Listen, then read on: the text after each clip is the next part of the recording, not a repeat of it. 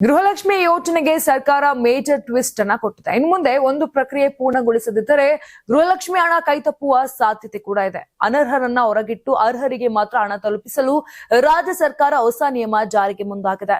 ಈ ಕುರಿತು ಮಾಧ್ಯಮಗಳೊಂದಿಗೆ ಮಾತನಾಡಿದ ಮುಖ್ಯಮಂತ್ರಿ ಡಿಕೆ ಶಿವಕುಮಾರ್, ಯೋಜನೆ ಕೇವಲ ಅರ್ಹರಿಗೆ ಮಾತ್ರ ತಲುಪಬೇಕು. ಅದಕ್ಕಾಗಿ ಫೇಶಿಯಲ್ ಅಥೆಂಟಿಫಿಕೇಶನ್ ಹಾಗೂ ಬಯೋಮೆಟ್ರಿಕ್ ಪರಿಶೀಲನೆ ನಡೆಸಲಾಗುತ್ತದೆ ಅಂತ ತಿಳಿಸಿದ್ದಾರೆ. ಈ ತಾಂತ್ರಿಕ ಪರಿಶೀಲನೆಗಾಗಿ 20 ಕೋಟಿ ವೆಚ್ಚಕ್ಕೆ ಸಂಪುಟ ಅನುಮೋದನೆಯನ್ನ ಕೊಟ್ಟಿದೆ. ಇನ್ನು ಮುಂದೆ ಫಲಾನುಭವಿಗಳ ಬಯೋಮೆಟ್ರಿಕ್, ಬ್ಯಾಂಕ್ ಖಾತೆ ಹಾಗೂ ಮೊಬೈಲ್ ಸಂಖ್ಯೆ ಕಡ್ಡಾಯವಾಗಿ ಹೊಂದಾಣಿಕೆಯಾಗಿರಬೇಕು. ಬೇರೆಯವರ ಮೊಬೈಲ್ ಸಂಖ್ಯೆ ಅಥವಾ ಬ್ಯಾಂಕ್ ಖಾತೆ ನೀಡಲು ಅವಕಾಶ ಇರೋದಿಲ್ಲ. ಗಂಡ ಅಥವಾ ಮಕ್ಕಳ ಬ್ಯಾಂಕ್ ಖಾತೆಗೆ ಹಣ ಜಮೆ ಮಾಡುವ ವ್ಯವಸ್ಥೆಯನ್ನ ಕೂಡ ರದ್ದುಪಡಿಸಲಾಗಿದೆ. ಸಿಎಜಿ ವರದಿಯಲ್ಲಿ ಕಂಡುಬಂದ ಲೋಪದೋಷಗಳ ಹಿನ್ನೆಲೆ ಈ ಕ್ರಮ ಕೈಗೊಳ್ಳಲಾಗಿದೆ ಅಂತ ಸರ್ಕಾರ ಸ್ಪಷ್ಟಪಡಿಸಿದೆ.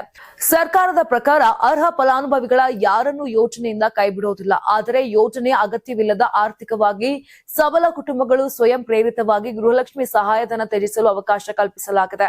ಈಗಾಗಲೇ ಮರು ಪರಿಶೀಲನೆಗೆ ಸಂಬಂಧಿಸಿದ ಮಾರ್ಗಸೂಚಿಗಳನ್ನು ಅಧಿಕಾರಿಗಳಿಗೆ ನೀಡಲಾಗಿದ್ದು, ಬ್ಯಾಂಕ್ ಖಾತೆ ಮತ್ತು ಮೊಬೈಲ್ ಲಿಂಕ್ ಪ್ರಕ್ರಿಯೆ ಕುರಿತು ಬ್ಯಾಂಕ್ಗಳಿಗೂ ಸೂಚನೆಯನ್ನ ರವಾನಿಸಲಾಗಿದೆ. ಯೋಜನೆಯ ಹಣ ಯಾವುದೇ ಮಧ್ಯವರ್ತಿಗಳ ಪಾಲಾಗದೆ ನೇರವಾಗಿ ಅರ್ಹ ಮಹಿಳೆಯರ ಬ್ಯಾಂಕ್ ಖಾತೆಗೆ ತಲುಪುವಂತೆ ಸರ್ಕಾರ ಹೊಸ ವ್ಯವಸ್ಥೆಯನ್ನ ಜಾರಿಗೆ ತರಲು ಸಜ್ಜಾಗಿದೆ.